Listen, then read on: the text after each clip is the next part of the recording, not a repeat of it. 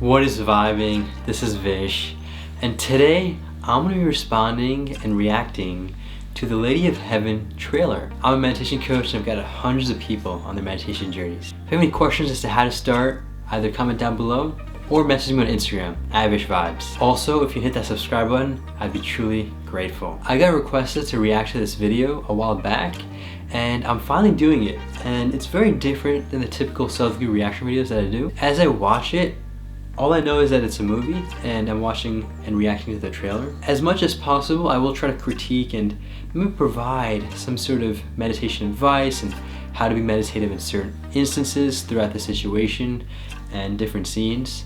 And so with that, let's get right to it. The world is in shock as a group of terrorists has taken control of large areas of Syria and Iraq. The world can be a cruel and dangerous place. Remember, even if you're afraid, be strong. Your loving mother, Fatima.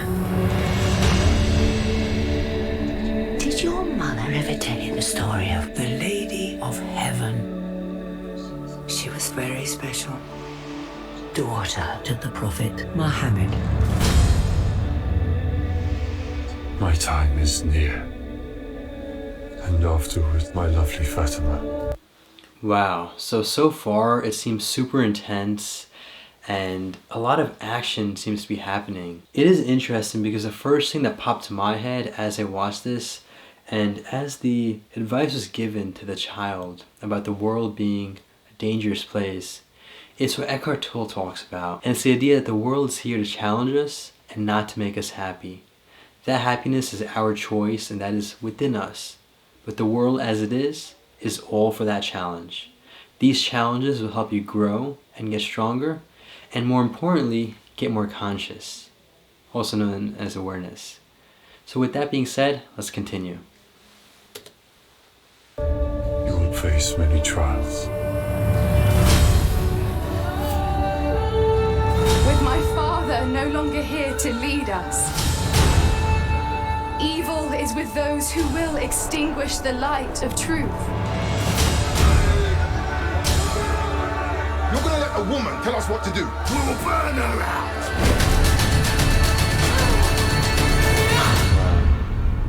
God will judge all of you.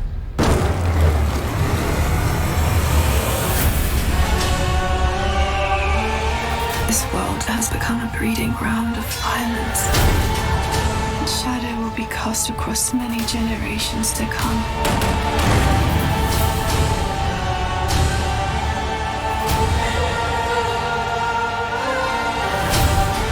It said some people are so full of faith. They give strength to everyone around them. The greatest thing in this life and the hereafter is the spreading of peace in the world.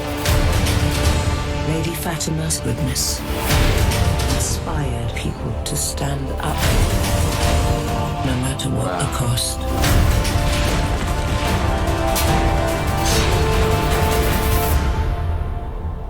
Her legacy lives on. The Lady of Heaven. Wow, there was so much going on, so I decided to save a lot of the reflections for after I watched the video. After doing a little bit of research, it seems like the Lady of Heaven, also referring to Fatima, is the daughter of Prophet Muhammad, peace be upon him. This was a lot to take in. It was only 2 minutes, but it seemed like so much was going on, and that's what led me to have to do some research. And what I found was that this movie, at least to what I read very briefly, was a depiction of 2 different eras. One being the most recent, which was with the takeover of ISIS in the Middle East, specifically in Iraq, and then a fast backtrack towards the time of the Prophet Muhammad, peace be upon him, and the Lady of Heaven, Fatima, who is the daughter of the Prophet Muhammad, peace be upon him. It seems like the prevalent theme throughout this whole movie and trailer, at least, was struggle and trying to find that peace within that struggle. It really does touch upon what I said earlier, which was the idea that the world is a dangerous place. The key thing to understand is that the world is here to not make us happy, but to challenge us. That really resonated with me, and anytime I personally go through any difficulty or hardship, instead of blaming the outside world, I view it as that being the purpose of learning to grow through it. It is here for a reason, that challenge. And once I overcome it, I will truly learn how not only to get through it myself, but to help others on this journey. You see, we are all connected. Even the oxygen that I'm breathing, half of the oxygen, as Sadhguru says, half the lungs are not even on me, they're on the tree. So at this point, there isn't even a question of morality involved with the cutting of the tree. It's just common sense at this point. Once you realize how we're all so connected, that we would save the tree.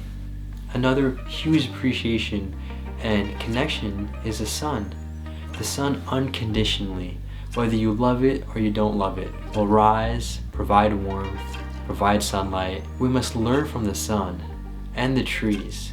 Very basic things, but it's the beauty of nature, the intelligence of Mother Nature, the intelligence of the universe. You can refer to it as ever you want, whether it's God, just intelligence, whatever it is. We must appreciate this, because if it wasn't for this, our existence wouldn't even be possible. And connecting what I just mentioned with regards to the trees and the sun, once we realize how we're all connected as human beings, and we are all literally one. I mean, just think about this real quick. Literally, if we were to trace back and back and back, as we go back in time, my grandparents, the amount of offspring they produced, and if you keep going down and down to the present, it kept on almost exponentially growing. But if you keep going back and back and back, you'll eventually reach a point to where there was at least a 1, or if not a 2. The point of this is that we're all connected. Whatever race you're from, whatever part of the world you're from, if you kept going back in time, you will find some sort of connection and relation with each other. As a result, we are all related. We are all connected. We must naturally love each other. There is no need to find similarities. It's the very essence of us as human beings. Even the universe itself, even a rock that you look at, it has a certain element of consciousness involved. What sets us apart from that rock is that we can be conscious of being conscious.